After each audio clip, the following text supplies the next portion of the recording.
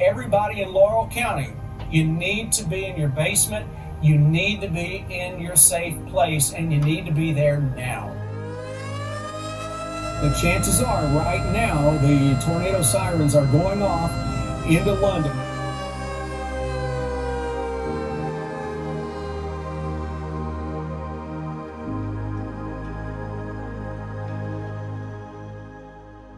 It got really quiet, like eerie silence. So we go to the bathroom. It's our only place that doesn't have a window. Right. We didn't have a bathtub, so we got in our shower.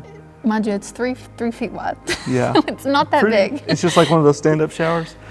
So we get in it, and we're not in it for 2 minutes. You can hear the tornado coming, that was pretty scary.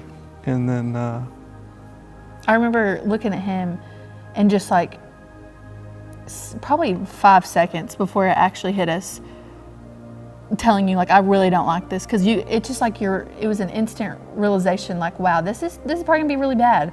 And I remember him just like grabbing my head, like hugging my head. That whole time I was just praying in my head, I don't even know, just trying to talk to him, the Lord, I guess. And then it wasn't too long after that, after I wrapped my hands around Amerah, and then like the electricity, it went dark. It went dark like right before, and then it was just like, and everything was like just gone. Yeah, I said that we were in the air for about 5 seconds because we had enough time to, both of us, like we talked about it afterwards, to fully process, okay, we're in the air. It almost like, think of what you see in movies when you're in the like undertow of a wave. That's what it felt like, but it's air. So we were in the air for what I say about 5 seconds. Yeah.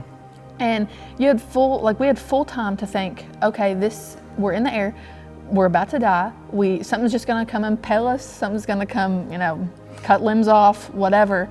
And we had full process of thinking all these things. And then we hit the ground, but we don't even really know we're on the ground because the winds are still so heavy that it's dragging us on the ground. When we hit the ground, a piece of industrial metal, like super heavy metal, just comes and like lays on top of us like a blanket. It didn't come smack us. It didn't come and, cut any limbs, obviously. Like it didn't, it just laid over us like a blanket, and you could, while the rest of the tornado and the heavy winds were passing by us, like everything's bouncing off this metal. And it literally covered us up like perfectly. Yeah. And it took like 3 of us the next day to move it. Like it was that heavy. It was not a light piece of metal, and it just like perfectly laid over top of us. And from where we were and where we landed was about 50 feet. So imagine like getting thrown out of anything 50 feet at that speed. We probably should have been a lot more injured than we were. We just had a couple scratches, a couple bruises. It was at night, but you could see the silhouette of what was left, which was only the foundation, and it was pretty much just like everything's gone. There wasn't a stud left on our house, so everything is gone. When we built our house, we wrote Bible verses on all of our studs in the house. And when our house got hit, it pretty much exploded the house. Like our stuff was everywhere. It was literal shreds of like, our house was green and it had green wood just like splintered everywhere, in the park, everywhere. The headboard that we put over our front door, what verse did we write on that one? There was a bunch of verses on it, but Psalm 91 was one of the ones. Yeah. So there's a bunch of verses on that one. And we found it later, was on a metal T-post wrapped in the barbed wire from the fence. So tight that like a person could not have done it. Someone came up to us and said, that thing's over there? I said, someone has like just put that there. Rigged it up, yeah. And I went over there and I pulled the barbed wire off, or tried to, and I was like, no person wrapped that. Like that was the winds from the tornado that wrapped that up. And it was like perfectly wrapped, and it was in the shape of a cross. Yeah. There was Bibles, there was pages of Bibles, there were pages of kids' children's books. There were like just everywhere, just the Lord affirming everyone that was around that like He's still got us. He's got our back. When stuff like that happens, really bad stuff, you get to see all like a community come together, and really just the Lord's character shine through everybody. That was a big thing for me.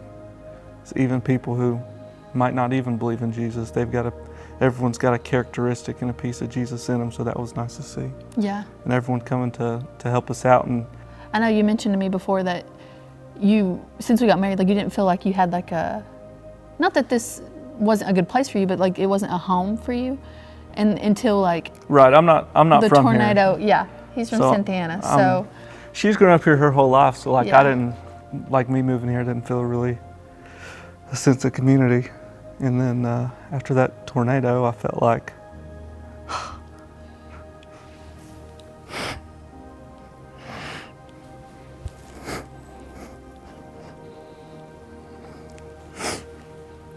I had more family than I needed. And we also got a great church family out of it. Like I know that we were praying even before we got married for a good, solid place to carry our faith out. And I remember Jesse coming to our house, like just showing us love, and we kept coming. People kept showing love and just support. And I mean, now we're here and we absolutely love it here. So I think so many good things have come out of what the enemy meant for evil. When you're ripped to your bare bones, who are you and what do you fall on? And I'm glad that we had Christ to fall on. Yeah. And he really took care of us. And I definitely think for both of us, our relationship with the Lord grew, and our intimacy with Christ grew as well. Absolutely, yeah. The Lord has answered all of our prayers. All of our prayers, even from before the tornado. Like he answered things that we were praying before then and that we were in need of before, just like a church community, a loving family, loving church family that could. That is crazy. help Yeah, us. before that actually, we were actually praying about, we wanted to get involved in a church somewhere, and we weren't sure where to go yet. Mm-hmm. And so we were trying to find our church home, because at that point we had just left college and we were going to a school down in Williamsburg at University of the Cumberlands. And so that was pretty awesome that it fell into place. Like it was like we were supposed to be here, and that was the Lord telling us to get our tails to First Baptist Church. Yeah.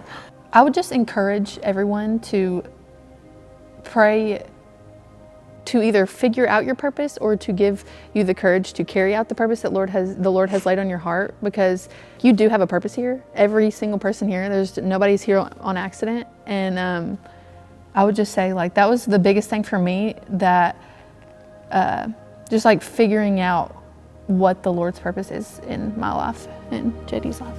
Yeah.